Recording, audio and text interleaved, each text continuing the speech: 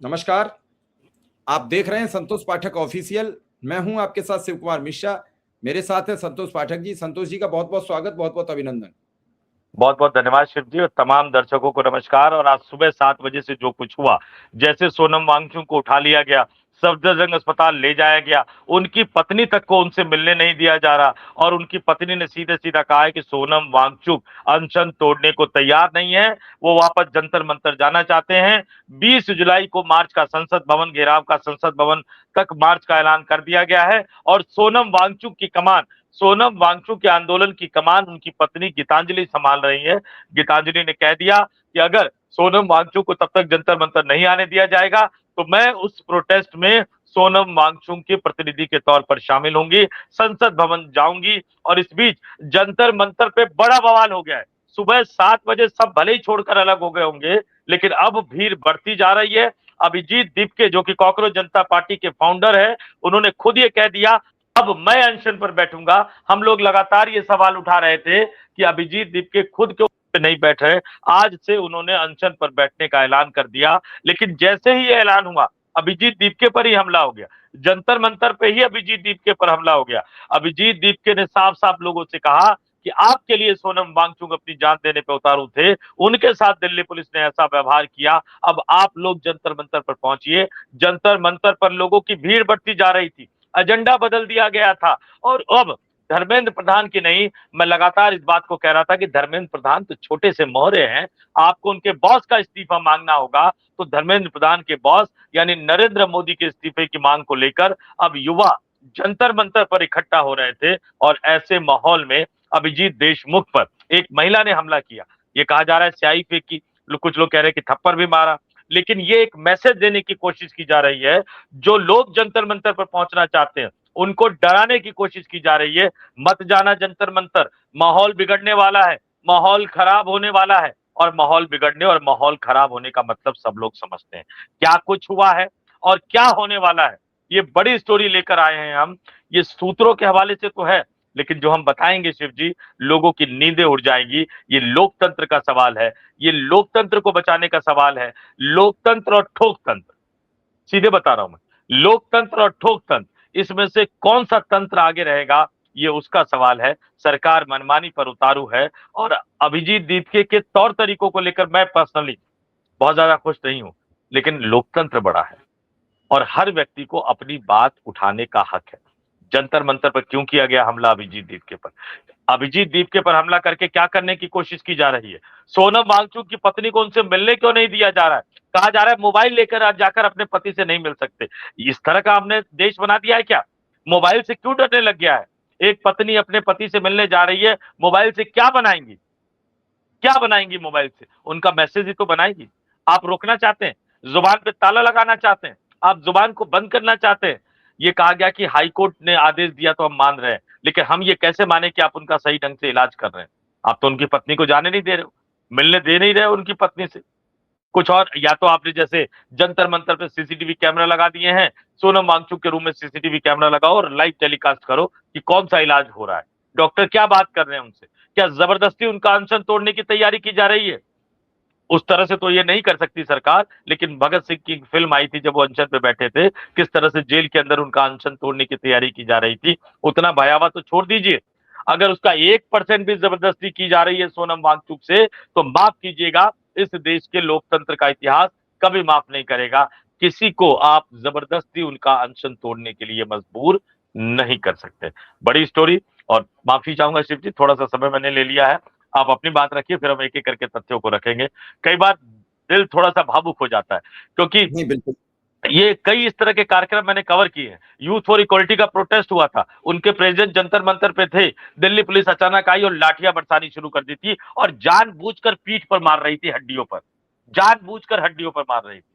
हमने ये देखा कि किस तरह से महिलाएं आई तो उनको रोका गया, किस तरह से किसान आते थे तो उनको रोका जाता था, किस तरह से निर्भया के समय में आंदोलन चलाया गया था, आंसू गैस के गोले बिल्कुल समीप आकर बैठे थे, फटे थे, हमारी एक महिला पत्रकार घायल हो गई थी, काफी लंबे समय तक उनका इलाज हुआ था। हमने देखा था यही NH-24 पर जब इनको NH-9 डाल दिया इन्होंने नाम, वहां पर जब किसान बैठे हुए थे, किस तरह से आंसू गैस के गोले छोड़े गए थे।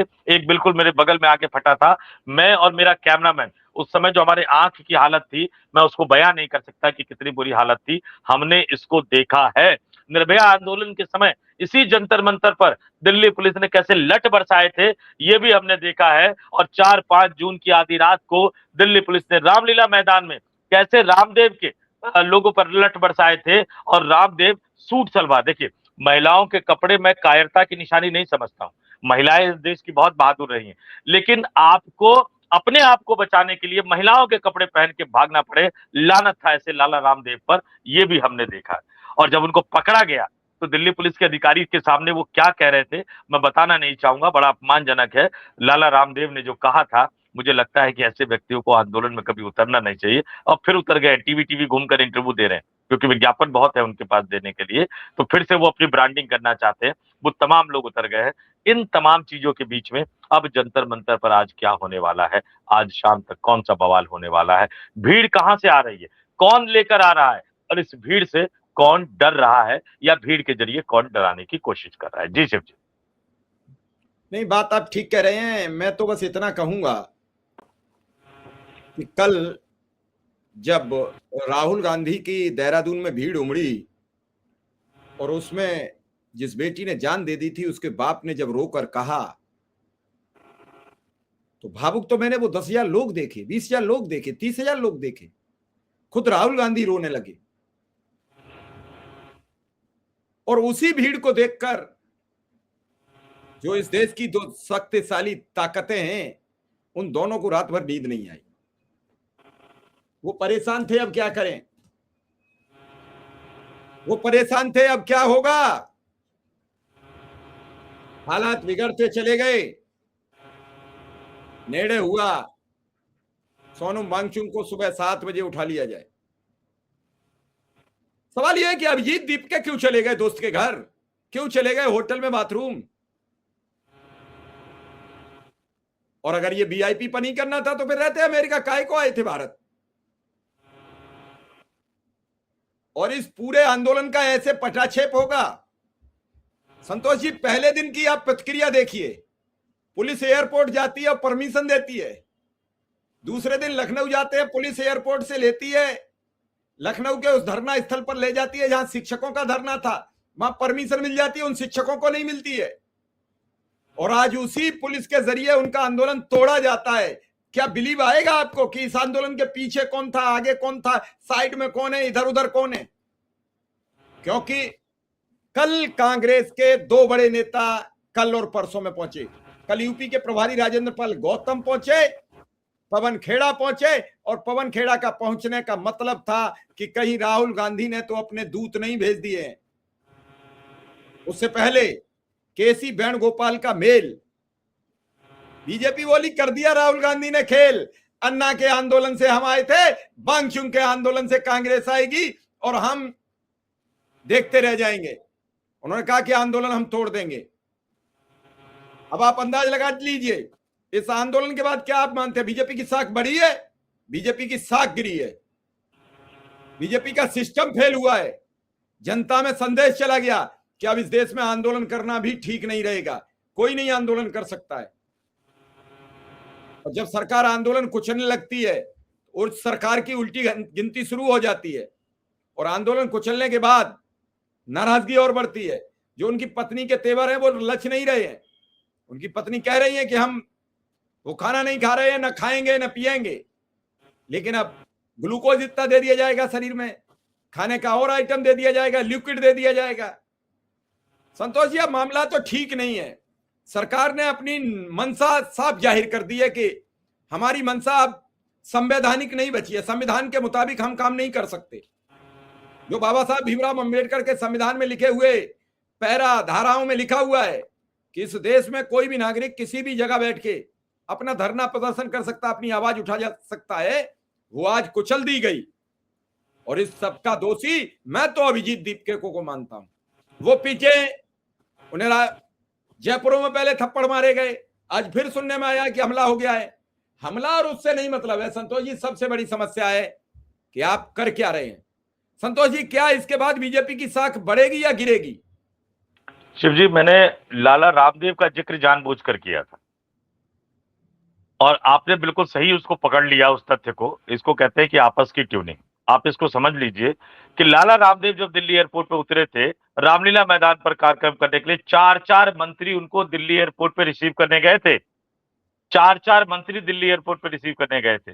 जिस दिन ये दिल्ली पुलिस के आला अधिकारी एयरपोर्ट पे रिसीव करने गए अभिजीत दीपके को, मैंने उसी दिन बता दिया था कि ये लंबा नहीं चलेगा, और लंबा इसको चलना भी नहीं था। अगर कुछ दिनों बाद सोनम वांगचुक ना आ जाते और सोनम वांगचुक अनशन पे ना बैठते तो शायद ये जंतर मंतर वाला कार्यक्रम बहुत ज्यादा लंबा चलता भी नहीं। एक बात और, ये दिल्ली हाई कोर्ट के आदेश का हवाला दे रहे हैं। दिल्ली पुलिस ऐसा बयान दे रही है जो राजनीतिक टाइप का बयान है। दिल्ली हाई कोर्ट ने ये कहा था कि जबरदस्ती उठाकर ले जाओ, ये कहा था नजर बनाए रखिए और समय आने पर इलाज उपलब्ध करवाइए। तो बातचीत भी तो की जा सकती थी, इनकी मांगों को लेकर भी तो बातचीत की जा सकती थी। अब एक नैरेटिव फैलाया जा रहा है कुछ वरिष्ठ पत्रकारों के द्वारा कि नहीं जी, लद्दाख में उनसे बात की, बातचीत का चैन खुला हुआ था, लेकिन ये अपने वादों से हट जा रहे थे, कभी कुछ कह रहे थे, कभी कुछ कह रहे थे। अब सरकार इनसे बातचीत करना चाहती थी, लेकिन इनके इर्द गिर्द के लोग जो थे, सरकार को ये आशंका थी कि वो बातचीत फेल कर दे। आशंका थी सरकार को, बातचीत आपने की नहीं, लेकिन आप कह रहे हो कि नहीं जी हमें आशंका थी कि फेल कर देंगे। अब बहुत सारे लोगों को कम पता होगा, दिल्ली में जो अरविंद केजरीवाल की सरकार को परेशान करते थे ना बार बार, वही उपराज्यपाल साहब आजकल लेह लद्दाख के उपराज्यपाल है। तो आप ये समझ लीजिए, आशंका के आधार पर सरकार ये काम कर रही है, डिसक्रेडिट करने की कोशिश की जा रही है। अब बीजेपी के प्रवक्ता तो बचते हैं, लेकिन बीजेपी के इकोसिस्टम से जुड़े लोग अब वहां पे टीवी चैनलों पे बैठ रहे हैं। क्या कह रहे हैं? वो कह रहे हैं कि देशद्रोही गतिविधियां हो रही थी। मंच पर देख लीजिए कैसे हो रहा था, तिरंगे को ऐसे नहीं ऐसे करके टेढ़ा करके पकड़ा हुआ था, और ये देशद्रोही गतिविधियां कर रहे थे। अरे 21 दिन से 20 दिन से कोई आदमी देशद्रोही गतिविधियां कर रहा था और तुम्हारा राष्ट्रीय सुरक्षा सलाहकार अजीत डोभाल चुप था, तुम्हारा गृह मंत्री अमित शाह चुप था। लानत है ऐसे सुरक्षा सलाहकार पर, ऐसे गृह मंत्री पर। आप खुद अपनी नाकामी कर रहे हो। ये जो तथाकथित राजनीतिक विश्लेषक टीवी चैनलों पे जाकर जब ये कहते हैं कि जंतर मंतर पर, जो कि संसद भवन से 1-1.25 किलोमीटर की दूरी पर है, वहां देश विरोधी गतिविधियां हो रही थी। अनशन करना देश विरोधी गतिविधि हो गई है, सवाल उठाना देश विरोधी गतिविधि हो गई है, इनके निकम्मे शिक्षा मंत्री धर्मेंद्र प्रधान के इस्तीफे की मांग करना देश विरोधी गतिविधियां हो गई है। शर्म इनको आती नहीं है, और शर्म उन एंकरों को भी नहीं आती है जो टीवी चैनलों पर इनको गेस्ट के रूप में बिठाते हैं। अब वो गेस्ट कोऑर्डिनेटर हो, एंकर हो, गलती तो संपादक और मालिक। कल एक बच्ची गई एबीपी न्यूज से, आपने उसका वो पकड़ लिया और आपने कह दिया उसको पूरी तरह से कैंपेन चलाते हुए नजर आए। अरे उस संपादक को भी तो कहो, कहो उस संपादक को कि तुम क्या देखकर नौकरी देते हो, और उस संपादक को यह भी तो कहो कि जितने वरिष्ठ पत्रकार हैं, आप अपनी सैलरी लाखों में रखोगे, वरिष्ठ पत्रकार को सैलरी कट के नाम पे परेशान करोगे, हटाओगे, और ये मालिकों को बताओगे कि नए बच्चे रखेंगे तो चैनल का बजट कम होगा, चैनल का खर्चा कम होगा, सब कुछ आपको कम ही करना है, तो फिर आप कैसे पाओगे? किसी को भी रिपोर्टर के रूप में पहले जब रखा जाता था शिव जी, या इंटर्नशिप में रखा जाता था, 3-4 महीने वो रिपोर्टरों के साथ घूमते थे ताकि चीजों को समझे। आपने माइक पकड़ाया और उतार दिया। ये उस रिपोर्टर की गलती नहीं थी, ये उनके संपादक और मालिक की गलती है। फंड कम करने के नाम पर इस तरह का खेल खेला जा रहा है। खैर, उसकी बात तो हम अलग करते हैं, लेकिन अब क्या होगा? अब चूंकि इन्होंने 20 जुलाई को संसद मार्च का ऐलान कर दिया है, दिल्ली पुलिस कह रही है परमिशन नहीं मांगी है। अब पता नहीं परमिशन मांगेंगे तो क्या दे देंगे संसद भवन तक जाने की। अब तो प्रोटेस्ट की बात तो छोड़िए, प्रोटेस्ट की बात तो छोड़िए, संसद भवन के करीब भी देश का आम आदमी नहीं जा सकता है। आम आदमी की बात कर रहा हूं मैं। पहले क्या होता था, ये जो प्रेस क्लब ऑफ इंडिया है, और प्रेस क्लब ऑफ इंडिया से एक रास्ता आप रेल भवन की तरफ से आगे जाते थे, दूसरा रास्ता जो है वो रेड क्रॉस से होकर पीटीआई की तरफ जाता था। वो दोनों खुले रहते थे। संसद का सत्र चलता भी था तब भी वो दोनों रास्ते खुले रहते थे। विजय चौक पर रिपोर्टर खड़े होकर, हम लोग खड़े होकर लाइव करते थे। अब उन्होंने जो नया संसद भवन बनाया है, उसमें जो प्रेस क्लब ऑफ इंडिया का जो दफ्तर है, उससे जो रेड क्रॉस सोसाइटी की तरफ जाता है, वो रोड पूरा ब्लॉक करके रख दिया है। आप नहीं जा सकते उसके सामने से, नहीं जा सकते उसके सामने से। अब हर चीज में सुरक्षा का खतरा। इंडिया गेट बंद, पार्लियामेंट के बगल वाली सड़क बंद। अब संसद के सत्र के दौरान आप जब रेल भवन वाले साइड से भी जाना चाहोगे तो वहां भी दिल्ली पुलिस खड़ा होगा। और आम आदमियों की बात कर रहे हैं, हम लोगों के पास संसद सत्र कवर करने का पास हुआ करता था। जो दिल्ली पुलिस का वहां जवान बैठा हुआ है, उसको पता है ये डेली जाते हैं, उसको पता है ये डेली जाते हैं, लेकिन वो जबरदस्ती आपसे रुक के 4 बार पूछेगा कहां जा रहे हैं, कैसे जा रहे हैं। हमारे भी कपड़े वैसे हैं, मंत्रियों के जो कई सांसद मंत्रियों के जो पीए या कई जो होते थे वो भी उसी रास्ते से जाते थे, उनके भी कपड़े वैसे, हम दोनों के कपड़ों में कोई फर्क नहीं है। वहां बैठा हुआ पुलिस वाला जान रहा है कि ये नेताजी के साथ है, ये मंत्री जी के साथ है और ये पत्रकार है, और वो ये भी जान रहा है कि हमारे ऊपर वाली जेब में पास भी रखा हुआ है, लेकिन फिर भी वो आपसे पूछेगा, जबकि वो पास इतने ज्यादा सिक्योरिटी चेक के बाद बनता है। तो खतरा इस सरकार को मीडिया से ही है, सिर्फ पत्रकारों से ही है। अब हालत देख लीजिए। मैं इस चीज को क्यों बता रहा हूं कि संसद मार्च आपने कहा परमिशन नहीं मांगी, परमिशन मांगेंगे तो कहां दे दोगे? आपने तो हर तरफ से रोक के रखा हुआ है। एक घटना हुई, एक व्यक्ति ऊपर से नीचे गिर गया, सिक्योरिटी का तकाजा था, आप पूरी की पूरी भीड़ को लेकर जा रहे हो। पार्लियामेंट्री डेमोक्रेसी को कैसे ये लोग किल कर रहे हैं, एक तरह से मैं आपको बता दूं। संसद भवन की एक परंपरा होती है शिव जी, वो परंपरा क्या थी कि संसद के अंदर, चाहे वो लोकसभा हो या राज्यसभा हो, जो आम लोगों की गैलरी होती है, उस आम लोगों की गैलरी में बैठा हुआ कोई व्यक्ति आवाज नहीं कर सकता, कोई व्यक्ति आवाज नहीं कर सकता। एक एक घंटे के लिए पास बनता है, चाहे वो आम हो या कितना भी वीआईपी हो, वो एक एक घंटे के लिए पास बनता है, अगर वो सांसद ना हो। हमारा पास जो है, कई पत्रकारों का पास एनुअल होता है, कई पत्रकारों का पास सेशन वाइज होता है, यानी पूरे सत्र के लिए। कुछ पत्रकार जिनका कई तरह के उनके क्लियरेंस वगैरह नहीं होती है, उनको डेली बेसिस पे बनता है। हम लोग अगर अपनी गैलरी में बैठ के भी बोले, हमें भी बोलने की इजाजत नहीं होती है। जब इन्होंने वो नारी शक्ति वाला, आरक्षण वाला बिल पास किया था ना, ले बड़ी बड़ी भीड़, भाजपा के महिला कार्यकर्ता, film star, Bollywood star, model, संगीतकार, गीतकार, पता नहीं कौन कौन से समाज सेविका, सब आती थी और उसी गैलरी में खड़े होके वो नारे लगाते थे, नारे लगाते थे।